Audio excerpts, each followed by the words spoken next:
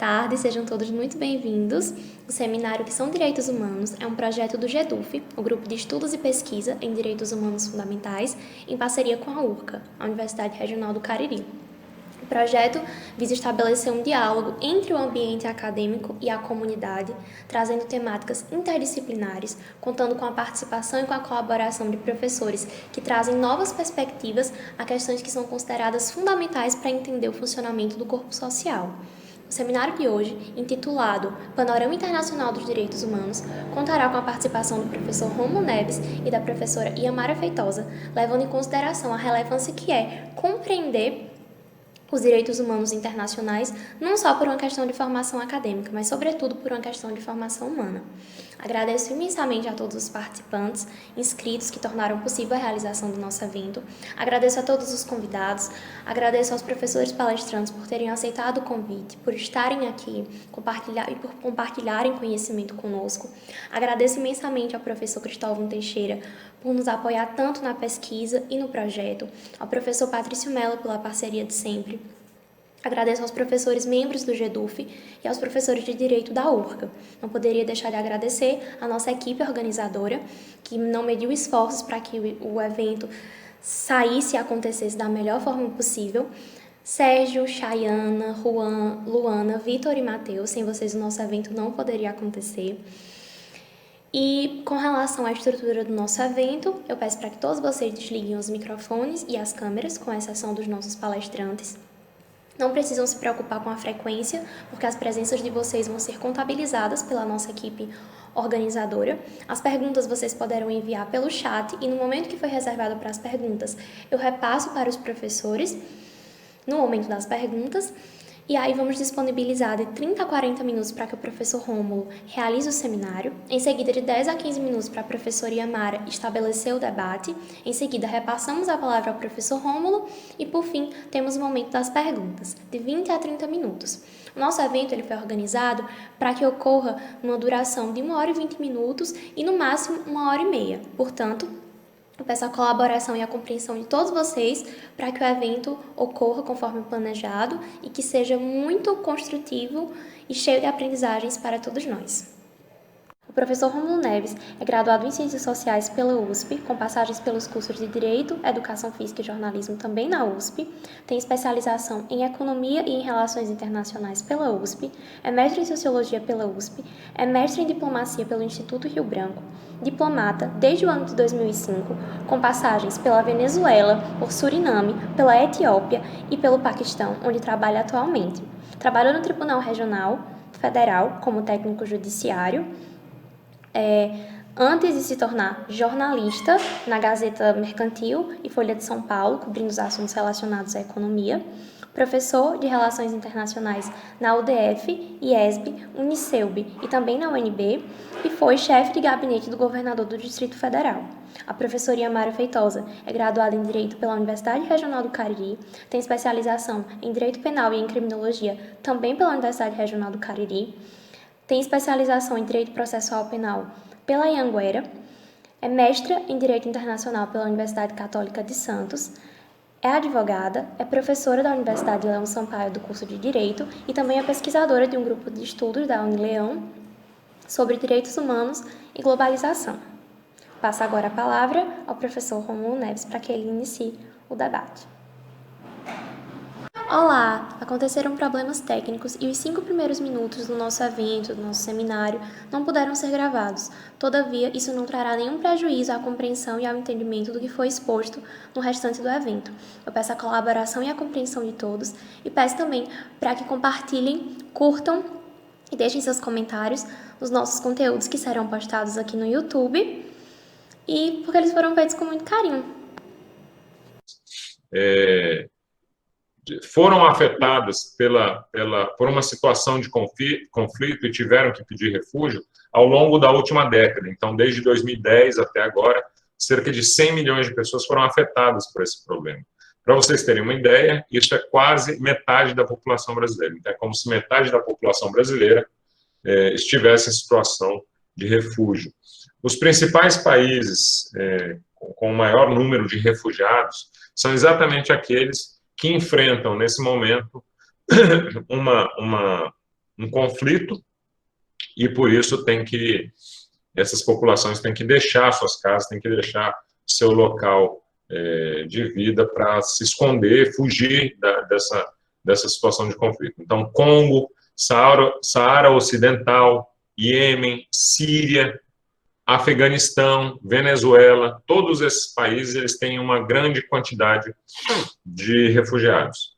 Quando a gente fala de refugiados internacionais, são aqueles grupos de pessoas que têm que deixar um país para se refugiar em outro, porque os refugiados podem ser internos, deixa uma situação de conflito aqui, mas consegue se alojar dentro do mesmo país, e isso é importante, porque elas continuam mantendo seus direitos civis, seu direito político, sua língua. Quando elas têm de se deslocar para outro país, criam-se outros problemas, né? Ela está num país onde não é falada a língua dela, muitas vezes ela está sem documentos, ela está sem moeda corrente do país, ela está sem proteção institucional nenhuma, né? Porque ela é um estrangeiro sem documento, ali numa situação muito fragilizada. Esse contingente de refugiados internacionais hoje é de cerca de 34 milhões de pessoas. É bastante gente. E, novamente, esse contingente de refugiados internacionais, eles saem exatamente daqueles países que estão enfrentando conflitos hoje. Os 6 países mais afetados são Síria, Venezuela, Afeganistão, Sudão do Sul e Mianmar, que estão enfrentando conflitos nesse momento. E eu incluo nesse grupo a Palestina, que apesar de não estar, o Estado da Palestina não está em guerra declarada contra nenhum Estado, o que se experimenta ali na Palestina é um estado de guerra constante, é o conflito árabe-israelense, então eu incluo a Palestina aí nesse grupo. E, exatamente acompanhando esse fenômeno, os 6 países que mais recebem refugiados internacionais são os vizinhos desses países, os vizinhos desses países que estão em conflito. Então, no caso da Síria, a Turquia e o Líbano, a Turquia recebeu cerca de 4 milhões de refugiados, tem hoje cerca de 4 milhões de refugiados. A Colômbia e o Peru, que recebem refugiados da Venezuela, a Colômbia tem cerca de 1.800.000 refugiados da Venezuela, no território colombiano hoje. O Brasil também está recebendo um contingente grande de refugiados venezuelanos. O Paquistão, o país onde eu estou, recebe um grande número de refugiados afegãos, quase 2 milhões atualmente. Uganda e Chad recebem um número grande de refugiados do Sudão do Sul, e Bangladesh recebe um número grande de refugiados de Mianmar, aquele grupo religioso Rohingya, que foi perseguido pelo governo de Mianmar, eles se refugiaram no Bangladesh. E vocês puderam perceber aí que são todos países pobres. Então, o sujeito sai de uma situação de conflito, foge para garantir a sua segurança, mas ele vai se refugiar num país pobre. Então, não é uma situação fácil. Dos países que recebem muitos refugiados, o único país que recebe um grupo grande de refugiados e não é um país subdesenvolvido é a Alemanha, que hoje tem cerca de 1,5 milhão de refugiados lá no território, sendo 42% procedentes da Síria, né, do conflito na Síria. Essas pessoas, elas, além de enfrentarem uma situação de insegurança e conflito nos seus países, exatamente por isso, a agricultura não está funcionando, os sistemas de distribuição não estão funcionando, e aí elas enfrentam problemas conexos. Além do conflito em si, elas enfrentam insegurança alimentar, desnutrição, e quando tem algum problema, algum desastre natural, exatamente por elas estarem num país que está com pouca infraestrutura, elas sentem o impacto desses desastres naturais de maneira ainda mais pesada. Então, os campos de refugiados nesses países que eu acabei de citar aqui, eles têm uma situação muito frágil mesmo. As pessoas sofrem bastante lá. Um outro aspecto da questão dos refugiados é que, atualmente, a situação de refúgio, a situação de deslocamento forçado, ela tem sido cada vez mais de longo prazo. As pessoas fogem da situação de conflito para o país vizinho e demoram muito a voltar. Na década de 90, a quantidade de pessoas que voltavam para os seus países por ano era de cerca de 1,5 milhão por ano. Hoje, nós temos mais refugiados e menos desses refugiados, uma pequena quantidade só desses refugiados, voltam para casa anualmente. Então, em 2019, apenas 400 mil pessoas desses 80 milhões conseguiram voltar para casa. Veja, na década de 90, 1,5 milhão voltavam para casa por ano, agora só 400 mil estão conseguindo voltar para casa. E tem uma diferença básica, muito importante, da situação do refugiado para a situação do imigrante comum, aquele que emigra para buscar melhores condições econômicas em um país provavelmente mais desenvolvido. 85% dos refugiados, eles estão em países em desenvolvimento. Então, ele enfrenta o conflito armado, ele enfrenta a insegurança alimentar, desnutrição, os efeitos dos desastres naturais, e estão num país também que enfrenta problemas econômicos, porque eles param no primeiro país que conseguem sair, né? Então, isso é uma situação que fragiliza ainda mais a situação deles. Para vocês terem uma ideia, os dados sobre contaminação com Covid, agora durante a pandemia, são até difíceis de compilar. Agora, todos os analistas avaliam que a situação nos campos de refugiados está muito grave, muito mais grave do que se tem notícia, porque faltam testes, falta infraestrutura, então nem se sabe a quantidade exata de pessoas que estão enfrentando, que estão sendo contaminadas durante a pandemia. Uma outra coisa que eu chamo a atenção em relação aos refugiados é que essa parcela das pessoas que estão emigrando dos seus países, ela está crescendo em relação à quantidade total de imigrantes no mundo. Para vocês terem uma ideia, na última década, os principais fluxos de imigração, né, aqueles grupos que saem dos seus países para ir para outros países, na década de 2010 a 2020, né, dos 6 principais fluxos de pessoas, 4 estão relacionados à situação de conflito e refúgio.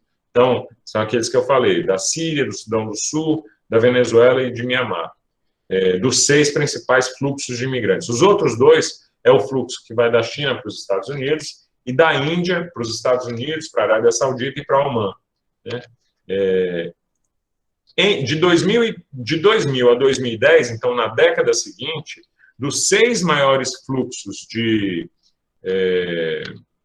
imigração, só um estava relacionado a conflito e refúgio, que era o pessoal do Iraque, o pessoal que fugia do Iraque. Todos os outros eram questões econômicas, de imigrantes econômicos, que deixavam o seu país para buscar uma situação melhor. A situação mudou agora. Nesse momento, o maior grupo de pessoas que deixam seus países em razão de situações de conflito. Por isso, é um tema que sempre aparece quando se discute os direitos humanos. Agora, os direitos humanos não são só isso, não são só aquela situação aguda de conflito e fuga de refugiados. A Declaração dos Direitos Humanos e o sistema de direitos humanos, o arcabouço de direitos humanos criado pelas Nações Unidas, ele também serve para defender o direito de grupos identitários. Que são esses grupos identitários? São, como eu falei, mulheres, grupos raciais e também a comunidade LGBTQ+. Né? Por que esses grupos eles encontram proteção, guarida no arcabouço dos direitos humanos? Porque os direitos humanos são exatamente a expressão universal do que é ser humano. Então, a defesa desses grupos, ela tomou forma no sistema internacional dentro do arcabouço de direitos humanos. Então, por que a gente fala em grupos identitários e na proteção desses grupos identitários? Porque, na maioria dos países, esses grupos são subrepresentados. eles não, muitas vezes pode não significar que eles são minoria na população, mas eles são minoria nos locais de decisão, nos cargos públicos, nos cargos eletivos. Então, a subrepresentação, tanto de gênero, na questão das mulheres, quanto de cor, na questão especificamente da população negra, e na proteção da dignidade da comunidade LGBT, os grupos, o arcabouço dos direitos humanos é o local dentro do sistema das Nações Unidas que se usa para proteger esses grupos. Então,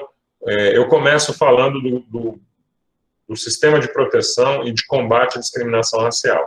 O primeiro documento que foi criado dentro do sistema das Nações Unidas para promover a defesa da dignidade de minorias raciais foi em 1963, foi a Declaração para a Eliminação de Todas as Formas de Discriminação. E aí, 2 anos depois, em 1965, foi criada a Convenção Internacional sobre Eliminação de Todas as Formas de Discriminação. Então, primeiro se lançou um documento, depois se criou um órgão, que é essa convenção, é uma reunião, né, para combater a discriminação racial. E aí, essa convenção, foi criado um comitê, um grupo de especialistas para promover o combate à discriminação racial. O Brasil sempre participou desse comitê, tem participação histórica, e hoje, um dos membros do comitê é um diplomata brasileiro, um diplomata negro brasileiro, né? Essa convenção e esse comitê organizaram conferências mundiais contra o racismo. Organizaram em 1978, 1983, 2001 e 2009, tá? Conferências mundiais contra o racismo. As conferências de 2001 e 2009 foram um desastre. Elas causaram mais problema do que solução. Por quê?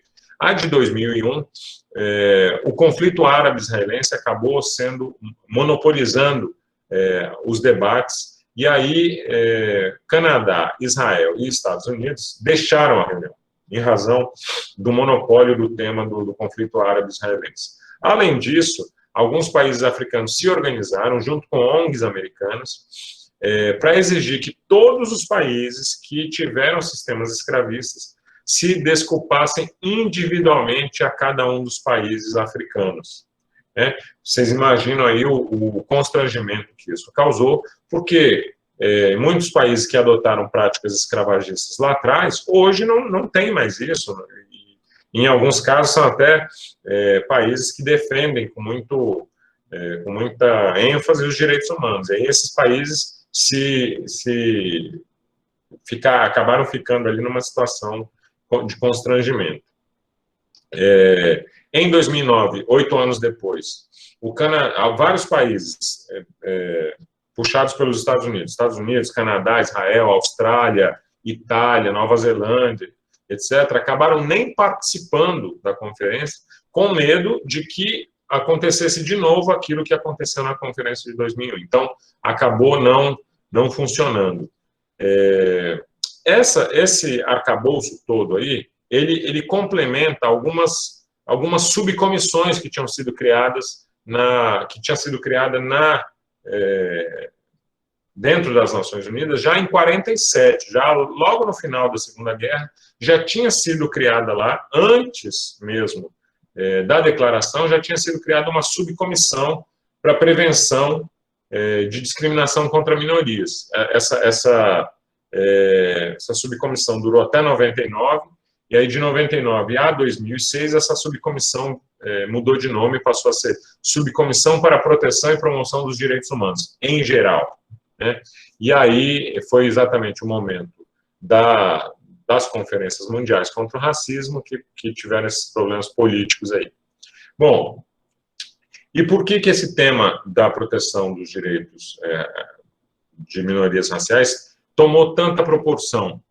Por que a gente está ouvindo falar tanto nisso? Porque grupos norte-americanos se coordenaram para organizar protestos contra a morte de um cidadão negro por policiais na cidade de Minneapolis, nos Estados Unidos. Então, você pode achar que o movimento Black Lives Matter, que é Vidas Negras Importam, começou agora, mas não começou. Ele apareceu na mídia agora.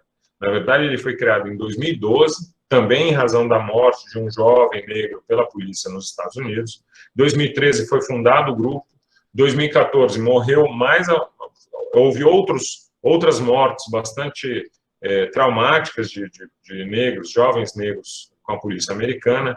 Uma em Ferguson, teve uma série de protestos até bastante violentos, e a outra em Nova York. E aí o movimento se tornou conhecido, tão conhecido a ponto de, em 2016, um dos fundadores do Black Lives Matter falar na Assembleia Geral da ONU. Isso veio acompanhado de uma série de protestos e incidentes em várias cidades dos Estados Unidos, 2015, 2016, 2017, 2018. Até que em maio de 2020 ocorreu aí a morte do George Floyd. Aí eu queria comentar com vocês uma coisa. O que tem de diferente na morte do George Floyd? Veja, filmagem de mortes violentas de outros jovens negros já haviam ocorrido. Como eu acabei de explicar para vocês, o movimento já existia desde 2012. Por que em 2020 a coisa cresceu, né? Houve protestos em mais de 80 países, em mais de 250 cidades. A coisa explodiu nos Estados Unidos e explodiu no mundo. Por quê? Aí eu tenho uma leitura. Porque nos Estados Unidos, os efeitos da pandemia foram muito pesados sobre a população negra. E isso foi o estopim para o aumento dessa movimentação, que teve um alcance gigantesco, como eu falei, 80 países, 250 cidades, vários prédios públicos, logradouros, hospitais, hotéis, escolas, faculdade, a própria Faculdade de Relações Internacionais de Princeton mudou de nome, tinha o nome do presidente americano Woodrow Wilson, que era um defensor das partições raciais, né, da política de segregação. Mudaram o nome da faculdade, agora vai se chamar First College. Então, houve uma reação muito forte. E eu desconfio que essa propagação dos protestos ocorreu em razão da diferença do efeito da pandemia na população negra nos Estados Unidos. Eu vou dar alguns números para vocês. Enquanto a pandemia matou 40 brancos a cada 100 mil habitantes, 100 mil brancos, ela matou 90 negros a cada 100 mil negros. O índice de contaminação foi 2,6 vezes maior entre negros do que entre brancos. O número de mortes foi 2,1 vezes maior entre negros do que entre brancos. Por quê? Porque a população negra nos Estados Unidos, ela recebe menos, ela é mais vítima de homicídio, ela tem menos acesso ao sistema de saúde, e por isso ela enfrentou os efeitos da pandemia de maneira mais séria. E aí você pode estar se perguntando o que essa discussão tem a ver com a discussão dos direitos humanos. Porque esse grupo, apesar de ter conseguido sucesso aí nos protestos de maneira geral, esse debate de proteção dos negros, ele está dentro do arcabouço de direitos humanos da ONU. A mesma coisa para as mulheres. As mulheres não são minoria em vários países, mesmo assim elas são subrepresentadas e elas têm menos acesso a vários serviços. Então, é dentro exatamente do arcabouço de direitos humanos que o direito das mulheres é defendido dentro do sistema da ONU. Então, em 1946, foi criada uma comissão da ONU sobre a situação das mulheres para a promoção da igualdade de gênero, e em 96, essa comissão recebeu a função de coordenar um plano de ação que foi desenvolvido na Conferência Mundial sobre Mulheres em Pequim. Então, a Conferência de Pequim criou um plano de ação, e esse plano de ação, quem ficou responsável por implementar foi exatamente essa comissão da ONU. Essas conferências da ONU sobre mulheres, elas começaram a ser realizadas em 1976, 1975, no México. Foi a primeira conferência mundial das mulheres. E aí, em 1976, foi criado um fundo de desenvolvimento dentro das Nações Unidas para a mulher. Em 1979, do mesmo modo como foi criado lá a Convenção para a Eliminação de Todas as Formas de Discriminação Racial, em 1979 foi aprovada uma convenção para a eliminação de todas as formas de discriminação contra a mulher, veja, 1979. Em 1980, 85 e de novo em 95 foram realizadas essas conferências mundiais. A de 95 foi em Pequim, que foi criado o Plano de Ação para a Superação da Discriminação de Gênero, e a cada 5 anos a ONU se reúne para fazer a revisão desse material. Em 2002, a ONU criou um escritório específico que se chama ONU Mulheres, que unificou todos os organismos criados anteriormente para o mesmo tema. Então, unificou o Fundo de Desenvolvimento das Nações Unidas para as Mulheres, unificou a divisão para o avanço das mulheres dentro do sistema da ONU, unificou o Instituto Internacional de Pesquisa e Capacitação para o Progresso da Mulher e o Escritório de Assessoria Especial para Questões de Gênero. Tudo isso foi unificado no escritório da ONU Mulheres, que atua como secretariado, como órgão que cuida lá daquela comissão criada em 1946. Os temas que são discutidos nessa comissão são pobreza em mulher, educação em mulher, saúde em mulher, violência contra a mulher, mulheres como vítimas de conflitos, olha aí esse cruzamento com a questão da segurança, e assim por diante. Vou dar 2 últimos dados aqui para a gente finalizar a minha parte, para a gente começar o debate.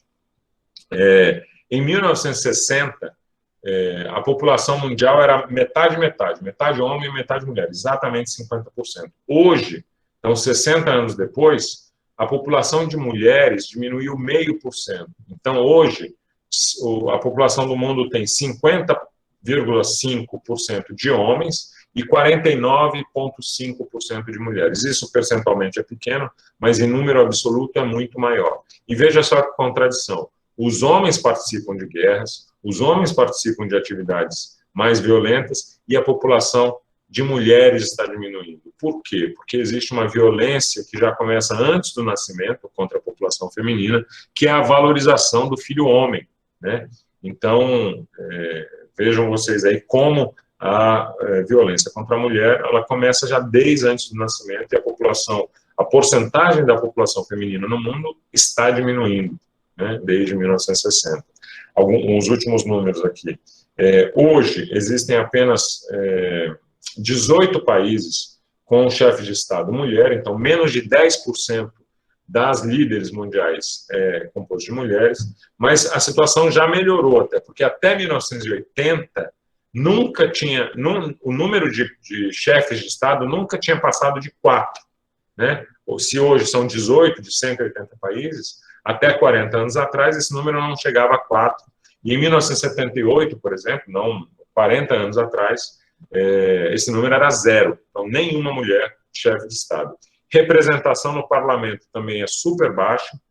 De 190 países, 60 países, o máximo é 15%. Em 60 países, as mulheres só detêm 15% dos cargos eletivos parlamentares, incluindo o Brasil. Tá? O Brasil está nessa rabeira. Desses 190 países, 60 tem menos de 15 e o Brasil é um deles. Desses 190 países existentes, só 20 países têm acima de 40% de parlamentares mulheres. Tá? E só 3 são maioria. Ruanda, 60%, Cuba e Bolívia com 53%. Todo o resto é abaixo de 48%. Tá? E, como eu falei, 60% abaixo de 15%. Tá? Então, é isso, a situação das mulheres, ela é grave no mundo, e é esse arcabouço dentro da ONU que toca esses temas, que consegue levar esses temas adiante. O caso da comunidade LGBTQ+, é ainda mais grave, porque nem existe um órgão ou um comitê dentro da ONU para a discussão desses temas, e o debate desses temas acontece dentro do Conselho de Direitos Humanos Geral. O Conselho de Direitos Humanos da ONU é o que discute a proteção a esses grupos, e esses grupos, eles sofrem discriminação, na maioria dos países, e em alguns países eles correm risco mesmo de serem atacados, a sua segurança física, a sua vida, corre risco em vários países.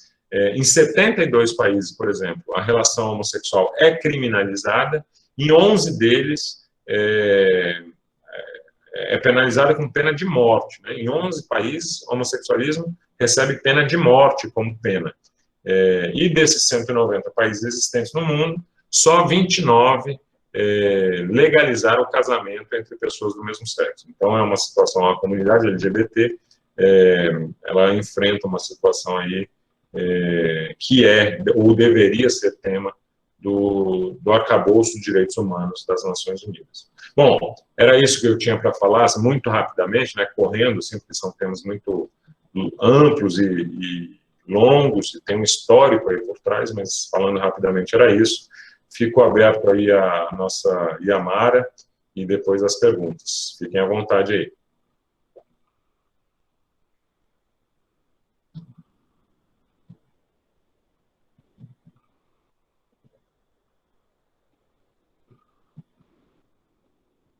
Yamara?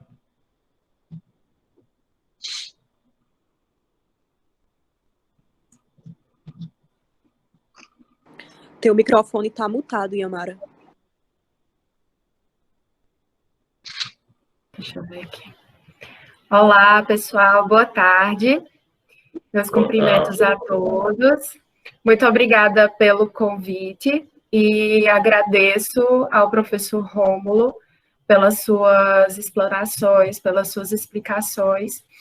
E, assim, eu gostaria de contribuir aqui nesse debate, né, provocando um debate ao final da minha fala, mas antes disso eu só gostaria de contribuir trazendo algumas informações acerca dos direitos humanos relacionados às questões de gênero, né? Nós temos a chamada Agenda 2030, né, da ONU, que trouxe os Objetivos do Desenvolvimento Sustentável, né? Acredito que vocês já tenham ouvido falar desses ODS, né? Nós temos esses Objetivos do Desenvolvimento Sustentável, nós temos 17 objetivos, e dentre esses objetivos nós temos o ODS 5, né? Brevemente, o que seriam esses objetivos? Eles propõem metas, né, que devem ser atingidas através da cooperação internacional, visando o desenvolvimento sustentável, né, tanto nas dimensões sociais, econômica, ecológica, etc. Então, um desses objetivos do desenvolvimento sustentável é o objetivo de número 5, tá?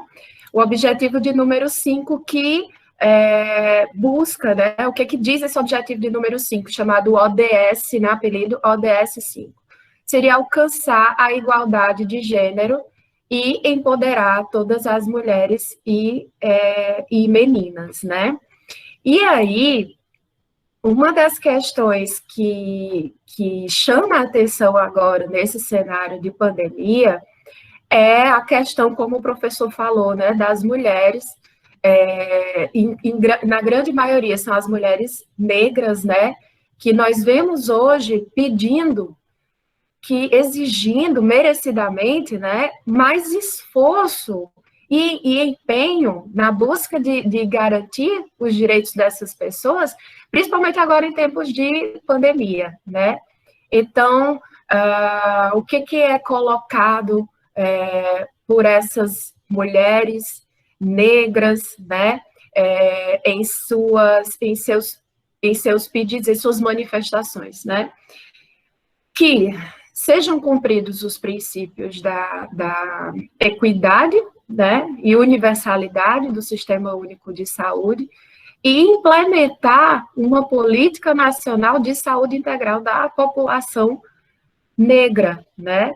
E, inclusive, foram temas que foram abordados em uma conversa virtual sobre o racismo e saúde, o atendimento dessa população negra em tempos, né, de pandemia em razão da Covid-19. E aí, um dos temas abordados nessa conversa mostra que essas mulheres negras, elas já estavam em ação antes, né, na busca de efetivação dos seus direitos, antes da pandemia, né, porque essa dimensão do racismo patriarcal já existe há muito tempo, já trouxe inúmeros prejuízos, e aqui elas colocam que elas não só nesse momento estão sofrendo a discriminação tal qual já sofriam antes, mas elas estão sendo, como elas colocam, alvos preferenciais das políticas de morte, né? Então, vejam como é grave a situação que se encontra essas mulheres negras atualmente, né? Por quê? Porque essas políticas, elas evidenciam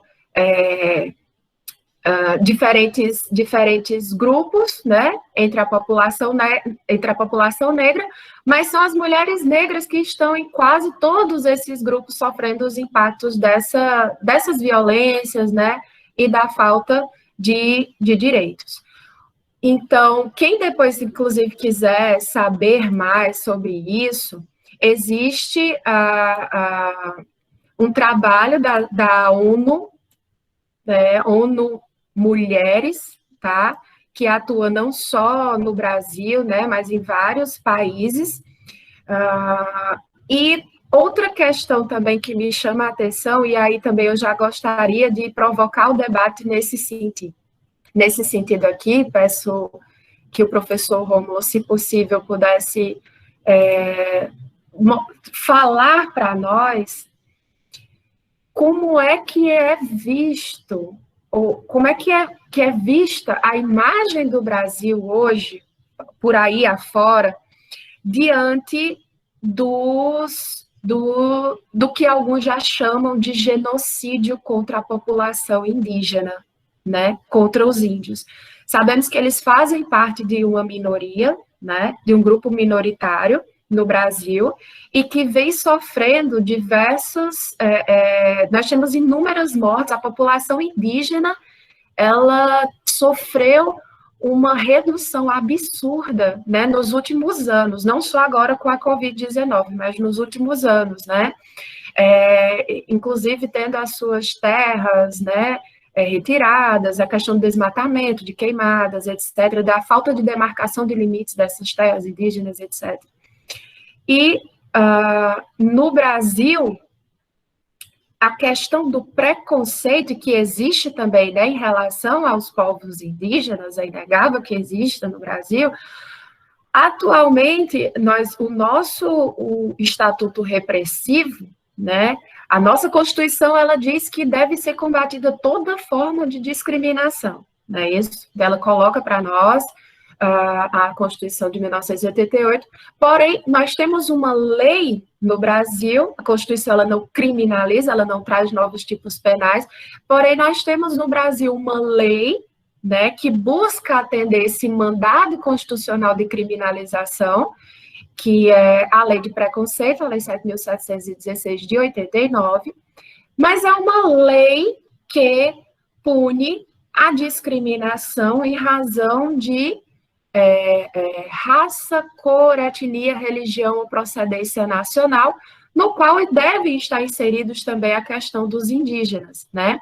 Mas nós sabemos que é uma lei que ela, como ela traz crimes, nós vemos que criminalizar no Brasil, não tem como nós criminalizarmos as políticas públicas que não estão sendo feitas em prol dessas pessoas, né? Essa lei, ela pune indivíduos pela prática de atos discriminatórios em razão da raça. Porém, aqui no Brasil, existe, apesar de existir essa lei, né, existe institucionalmente, algo que institucionalmente se considera agora sendo praticado durante os últimos anos, né, e que atinge a população indígena, não só a população negra, enfim, outras minorias, mas chama a atenção essa questão do que vem ocorrendo com a população indígena nesse sentido. Então, eu gostaria, se possível, que o professor Rômulo pudesse falar um pouco sobre como é que esses outros países, se o senhor tiver conhecimento a respeito disso, como é que fica a imagem do Brasil diante do cenário internacional com essa questão da falta de políticas públicas relacionadas às populações indígenas, né, em relação a esse grande número de indígenas que vem sendo, que foram mortos também agora, especialmente agora, em razão da Covid-19, professor.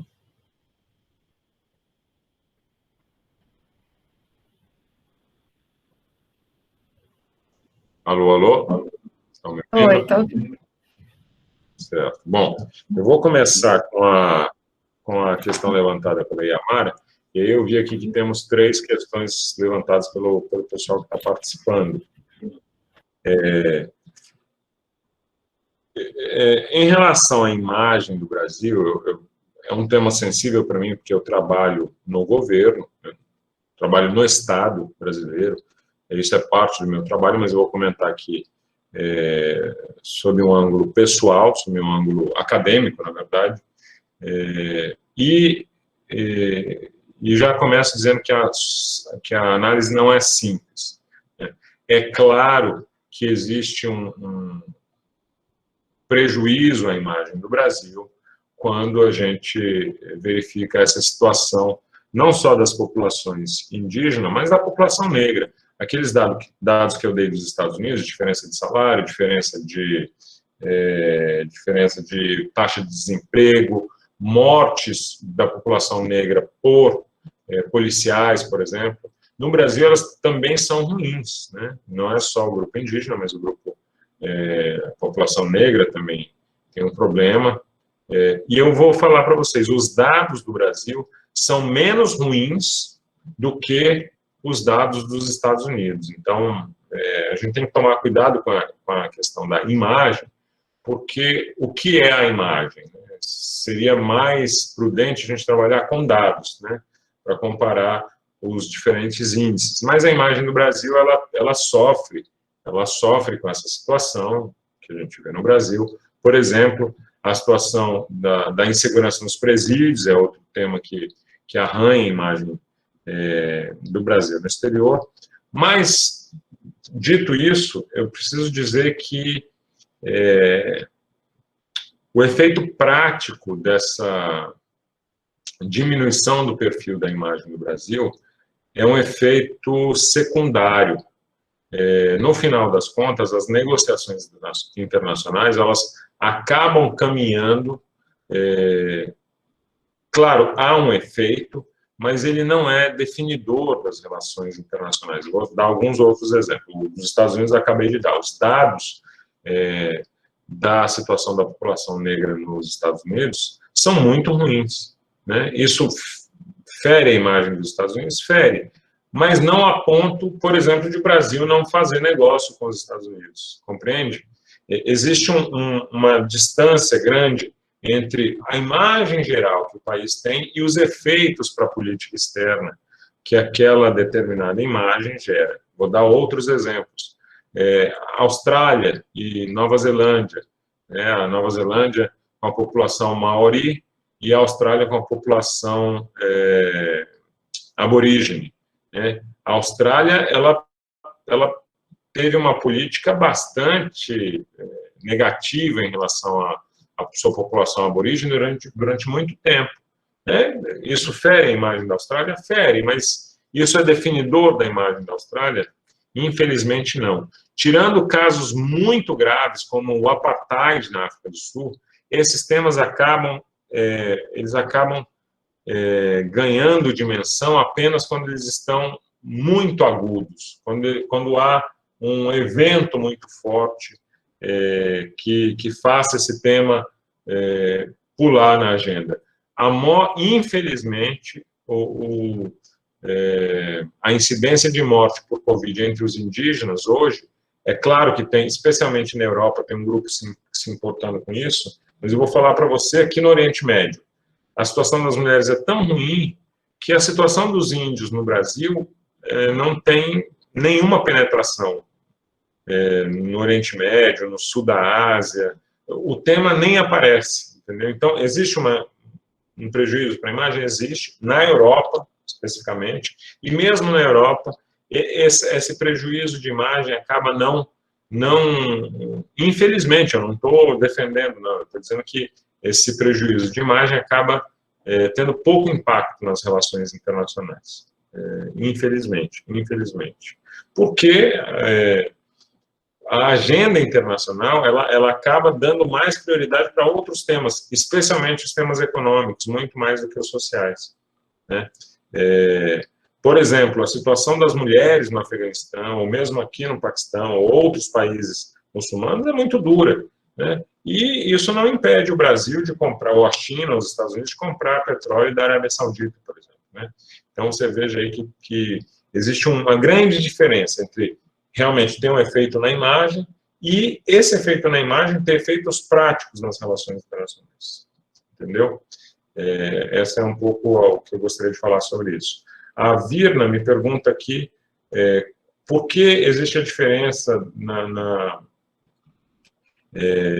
no uso das palavras preto, ou preta, e negro e negra, para tratamento da questão racial. Olha, eu não tenho lugar de fala, né, nesse tema, então seria muito difícil eu falar disso com muita desenvoltura, mas o que eu sei é que essa preferência por usar o termo preto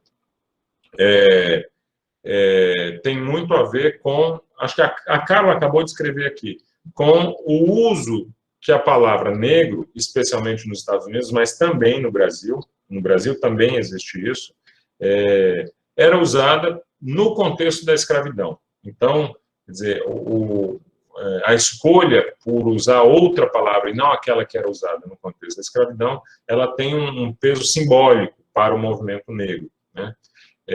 A Ivana me pergunta qual a minha opinião sobre as cotas para as mulheres nas eleições. Eu sou totalmente a favor. Eu acho que é necessário e é preciso ser feito com muito mais seriedade. Hoje, os partidos políticos acabam usando as cotas, acabam registrando mulheres como candidatas apenas para preencher a cota e aquilo acaba não tendo efeito. Uma mudança foi a obrigatoriedade de divisão do orçamento para candidaturas negras. Eu não sei se vai dar certo, porque os partidos políticos no Brasil acabam fazendo uma bagunça, mas é um segundo passo, não só a cota no número de candidatas, mas uma diferença no orçamento dos partidos. Pode ser que que tenha feito, eu ainda não sei.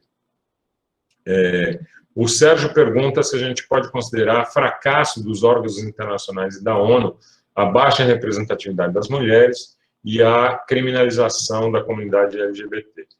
Eu diria que é muito difícil a gente colocar essa conta nas costas da ONU. Né? Para vocês terem uma ideia, Suíça, um país europeu, o voto feminino universal só foi autorizado em 1972, faz 50 anos só que as suíças votam, hein? Por quê? Porque lá, para as suíças terem poder de voto, isso precisava ser aprovado num referendo popular que votavam todos os eleitores homens. Então, os homens suíços veja, não deixaram as mulheres votar até 1972. Então, são questões nacionais que é muito difícil a ONU mudar assim de uma hora para outra, né? Isso eu estou falando da Suíça. Agora, a gente imagina a situação da relação com a comunidade LGBT, mesmo com as mulheres, nos países muçulmanos. Né? É muito complicado, não é tão simples assim. A ONU tem poder de dar efetividade aos princípios de direitos humanos? Tem um poder limitado, né? É o poder de montar a agenda, de dizer isso é importante. Isso é diferente de ter as ferramentas físicas, né? Um exército que garanta aquilo ali, ou polícia. A ONU não tem, infelizmente, não tem. A situação dos campos de refugiados... Professor, posso só fazer um complemento em relação a essa pergunta do Sérgio Queiroz?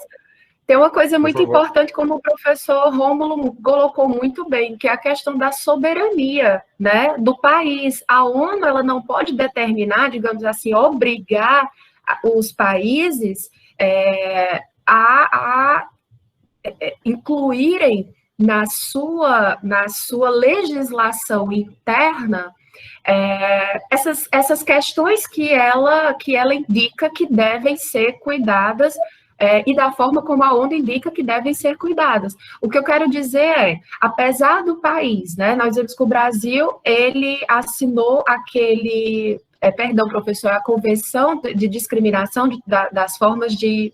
É uma convenção, não é isso? Convenção contra todas as formas de discriminação. De discriminação.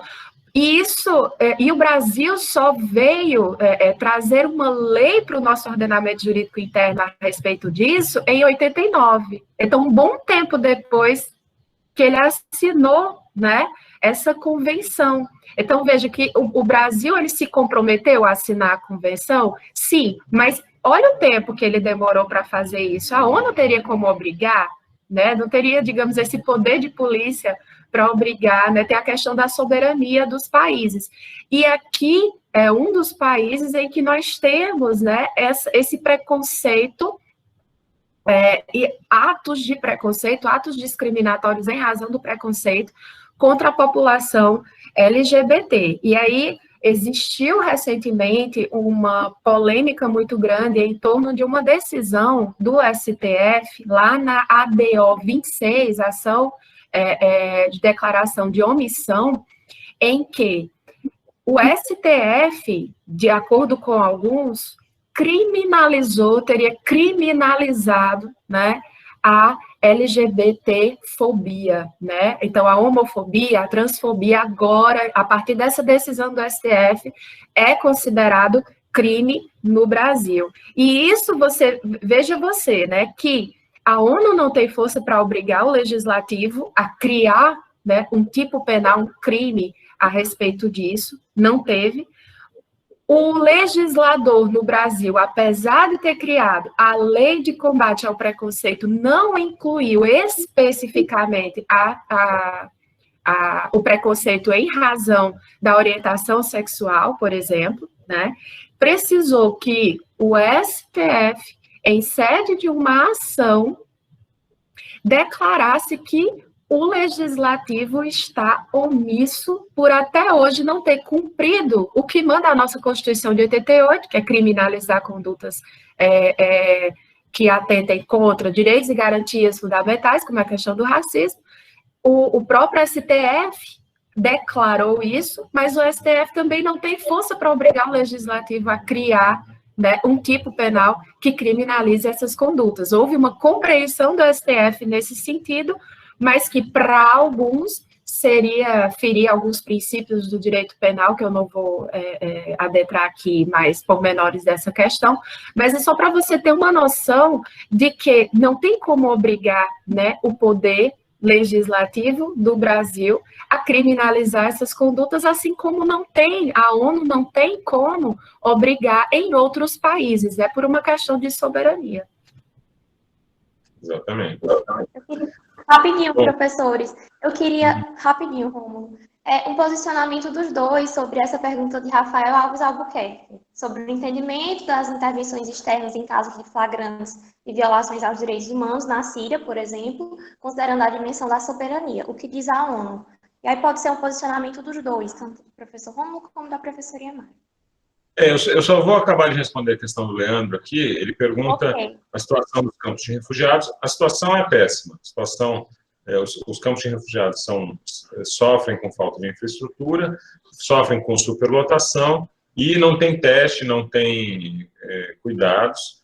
Quem pegar a Covid ali vai ter que sarar sozinho e não vai, os órgãos não vão ter nem ficado sabendo que as pessoas pegaram Covid. Em relação a essa questão que você pediu para a gente comentar, e eu realmente iria comentar, olha só, casos de flagrantes violações aos direitos humanos. Isso é muito difícil de definir, Rafael, isso é muito difícil. Vou te dar 2 exemplos. Ok, na Síria, há indícios de que o Bashar al-Assad realmente atentou contra os direitos humanos de civis, fazendo ataques diretos a civis. Agora, uso de armas químicas, como é que a gente prova? E na Líbia? Na Líbia, houve um ataque, houve uma invasão da Líbia, a deposição do Muammar Gaddafi, usando exatamente esse argumento, de que havia um caso flagrante de violação aos direitos humanos. Eu tinha um amigo lá, em Trípoli, no tempo da invasão. E uma das justificativas para a invasão era de que o Muammar Gaddafi estava usando caça para atacar a população civil.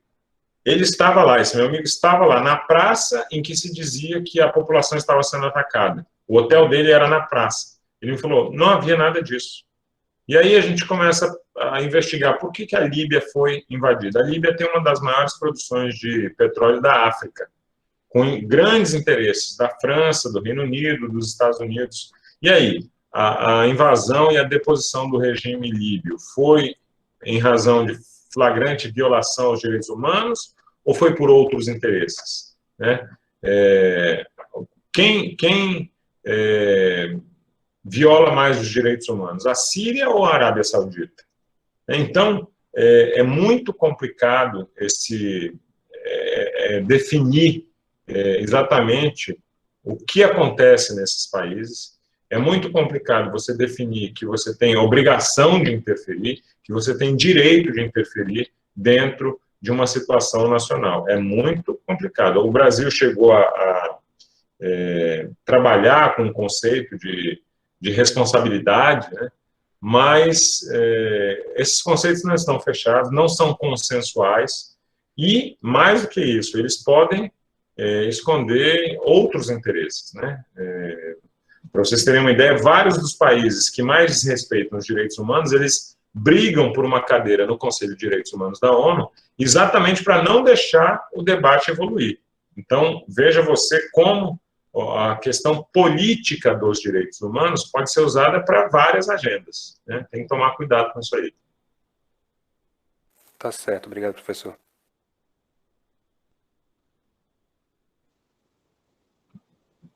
Oi, professores. O Vinícius ele fez uma pergunta. Professor Rômulo, até que ponto as cotas raciais se mostram eficazes como uma política afirmativa em um país como o Brasil, onde o conceito racial é extremamente fluido? O que seria o pardo brasileiro? Eu vou te falar o seguinte. É um tema caro para mim. Eu vou explicar pelo quê.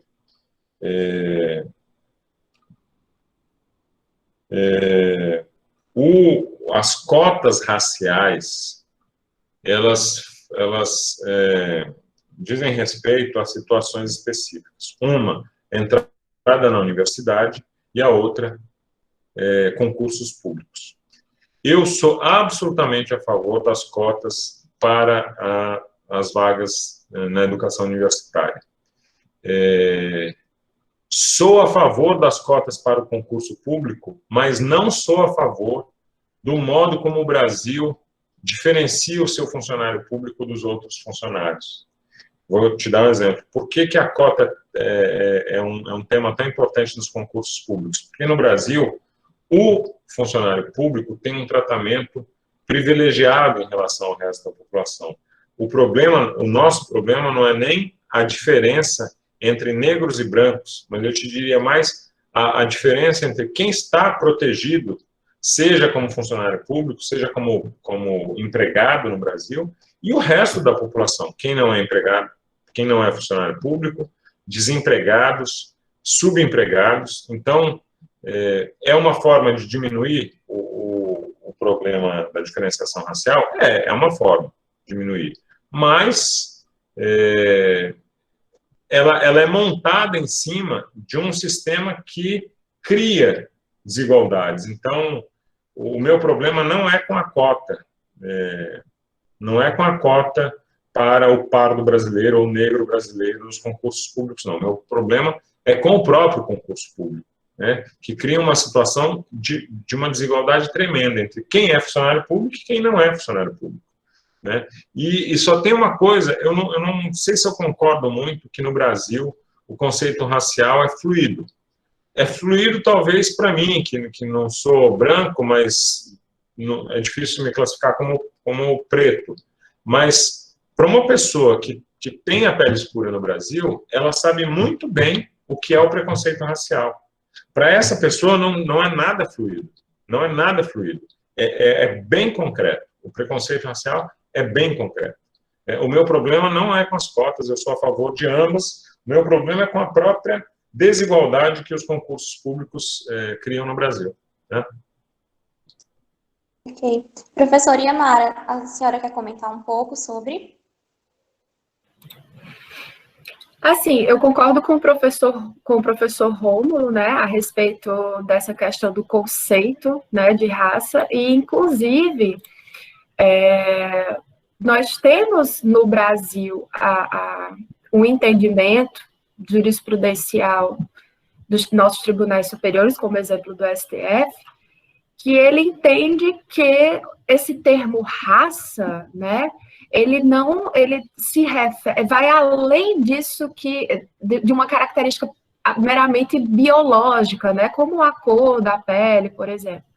Então, aqui seria, inclusive o termo racismo, ele é utilizado como qualquer tipo de fobia, né, ao racismo, que emprega uma ideologia de superioridade ou de inferioridade de um grupo relativamente a outro grupo, né? Então, aqui existem discriminações nesse sentido. Então, o conceito de raça, juridicamente falando, ele é bem abrangente, sim, né? Nesse sentido, raça, ele deve compreender diversas populações que estejam em condições inferiores em diversos aspectos, né? Seja de acesso a emprego, ao cargo público, até mesmo frequentar determinados locais ou participar de determinadas tarefas, afazeres, atividades. Então, eu acho que o termo, mais, juridicamente falando, né, como eu posso explanar um pouco aqui para vocês, é nesse sentido. Posso fazer uma pergunta?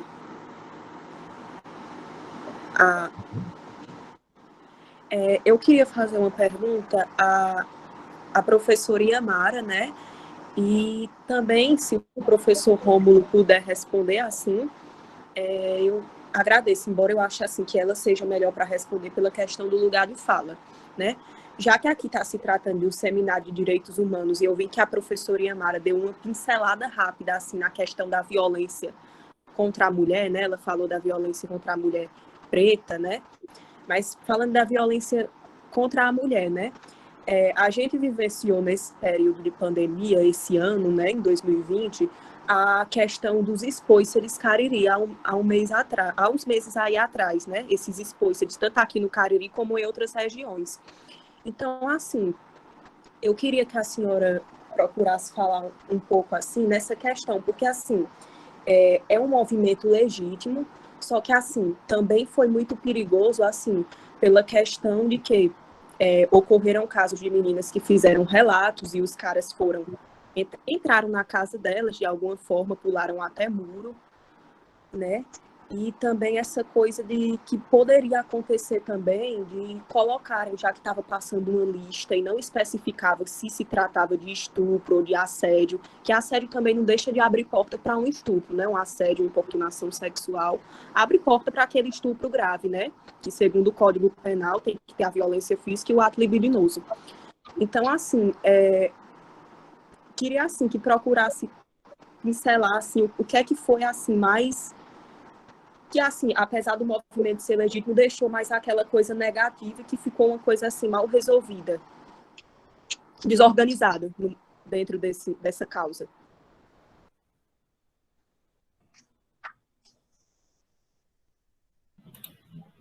Posso comentar, Ana Carolina?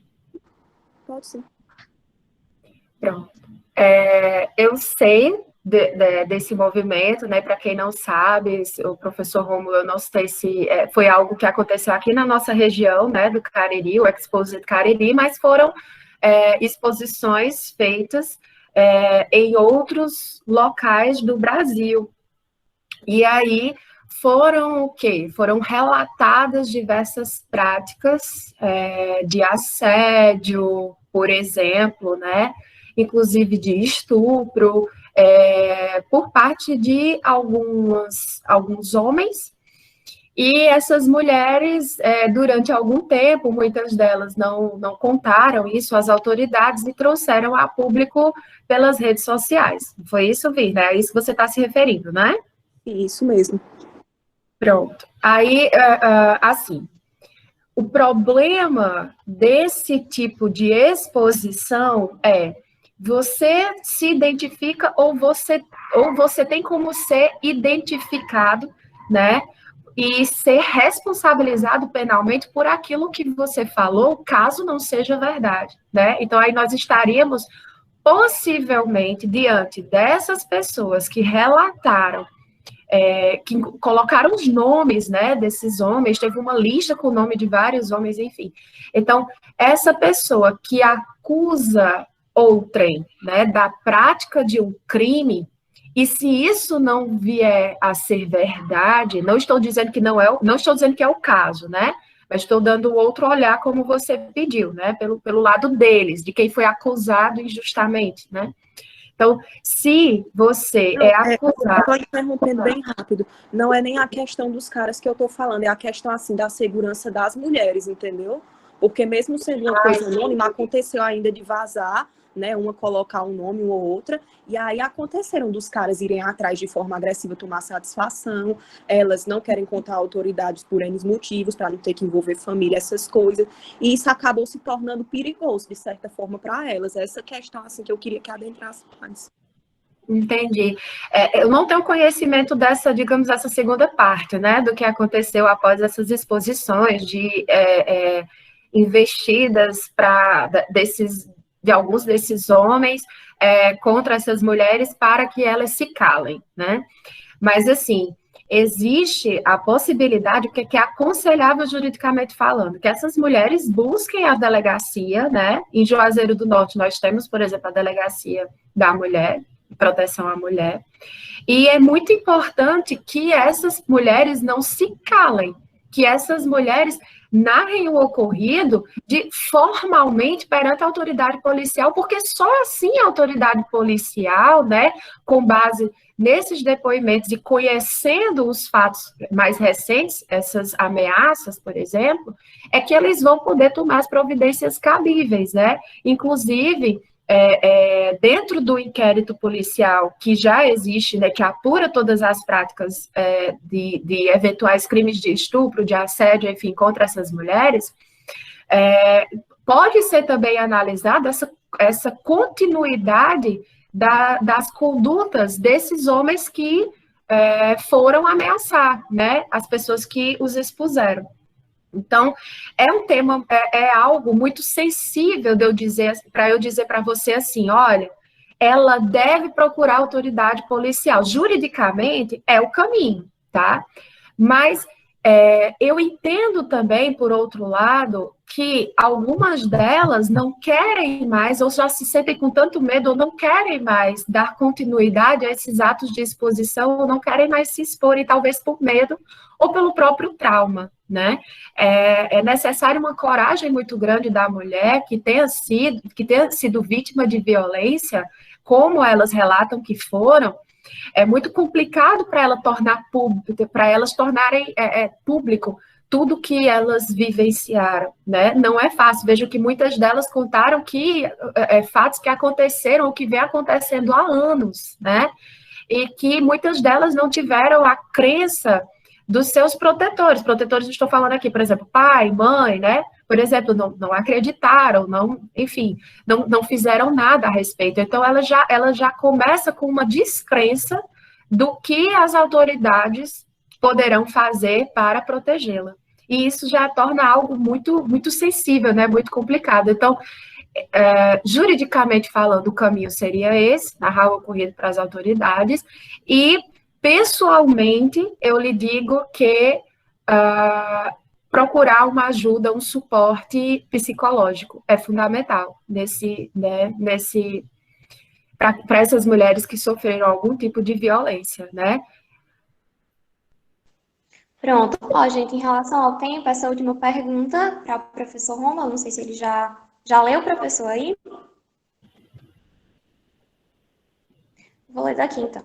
Professores, diante da visibilidade que a pauta contra o preconceito racial ganhou depois das ações do Black Lives Matter, foi possível notar que pela primeira vez, talvez a população brasileira como um todo se posicionou contra a violência racial, mas que aconteceu somente depois do movimento externo. Na opinião de vocês, porque a violência racial do Brasil não ganha, pelo menos periodicamente, a mesma visibilidade, porque nós não nos compadecemos da mesma maneira.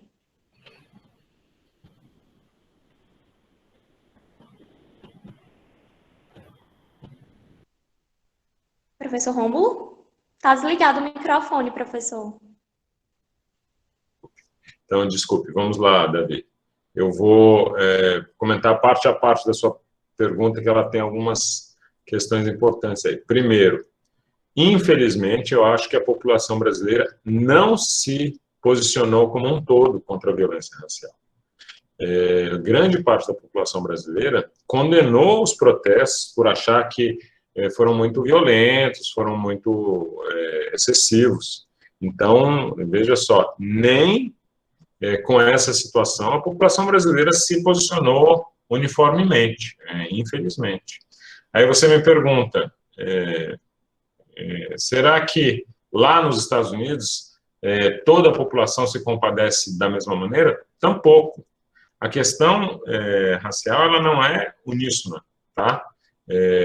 Tem que tomar cuidado aí, porque isso não acontece.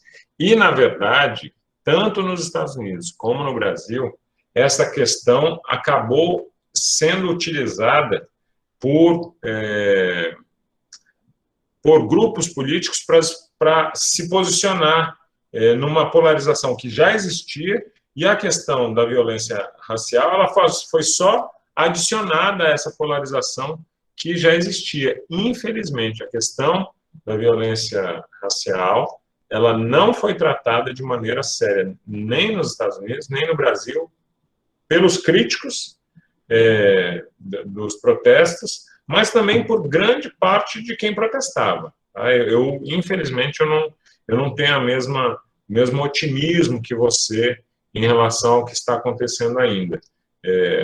Será que as pessoas no Brasil vão passar a não escrever boa aparência na hora de publicar uma vaga de emprego? E o que significa boa aparência? Será que só comentar o que está acontecendo muda o racismo estrutural que tem no Brasil e tem nos Estados Unidos? Não sei. O problema é muito mais estrutural. E eu acho que essa movimentação do Black Lives Matter, na verdade, o principal dela é o que você colocou na sua pergunta, é dar visibilidade a esse tema para que as pessoas comecem a tratar isso, a avaliar o modo como elas tratam esse tema. certo? E é um processo longo, não muda de uma hora para outra, certo? E a gente não se compadece da mesma maneira. Eu não sei, os dados indicam que aquela coisa que a gente costuma falar, que o racismo no Brasil é pior do que o racismo nos Estados Unidos, ela não se justifica, sabe? Quando você pega os dados, mata-se no Brasil mais negros do que brancos. Mas a diferença entre os negros que morrem no Brasil em relação ao resto da população é menor do que a diferença nos Estados Unidos. Pra você ter uma ideia, nos Estados Unidos, 14% da população é negra. Mais de 50% da população presa e da população que morre, e das pessoas que morrem pela polícia, pelas mãos da polícia, é de negros. É uma diferença muito grande, né? E no Brasil existe uma diferença, mas ela não é tão grande quanto nos Estados Unidos. Então, será que eles se compadecem menos do que a gente, ou mais? É difícil dizer, sabe? É bom ir nos dados, olhar os números, o que eles indicam, tá bom? É isso, gente. Provavelmente está acabando o tempo, eu agradeço aí a todo mundo que teve a paciência de nos ouvir, agradeço o pessoal que me convidou para participar, eu acho que é uma iniciativa muito bacana de fazer isso, montar essa conversa aí com os alunos, eu acho que tomara que vocês tenham gostado, e qualquer coisa vocês me seguem aí nas redes sociais, a gente está em papo, em contato. Muito obrigada, professor, por aceitar o convite. Já há tanto tempo foi feito e que bom que deu certo. Desde o início o senhor foi super receptivo com a gente. Muito obrigada. E obrigada também à professora Iamara por aceitar o nosso convite e debater tão lindamente, estabelecer um debate tão rico com o professor Rômulo, fazendo uma intertextualidade maravilhosa que só ela sabe fazer. Muito obrigada, professora. Se quiser também falar um pouco. Eu gostaria mais uma vez de agradecer, né? Agradecer imensamente o convite, eu fico muito feliz, eu adoro esses encontros para discutirmos temas, e ainda mais ligado a direitos humanos, né? Algo tão abrangente, e ainda mais, pessoal, a gente ter essa oportunidade de fazer isso com um diplomata, né? Algo muito show! Então, eu fiquei muito feliz, muito entusiasmada, estava bem ansiosa para essa fala do professor Rômulo, então, eu, em nome também, né, do pessoal da Unileão, os meus alunos, que eu sei também estão aqui, eu agradeço o convite da URCA e agradeço a presença do professor Rômulo. Muito obrigada. Eu espero que possamos fazer muitas outras reuniões nessa perspectiva de discutir. E eu agradeço também a presença do pessoal lá da Leão, da Unileão. Um abraço enorme para vocês. Obrigada por vocês estarem aqui presentes. Espero que tenham gostado também. Muito obrigada. Obrigada, gente. É isso. E vamos marcar outro encontro virtual em breve. Muito obrigada à presença de todos. E é isso. A gente vai encerrar o nosso seminário. Obrigada a todos e tenham uma boa tarde. Boa tarde para vocês, gente. Tchau. Boa tarde, pessoal. Muito obrigada.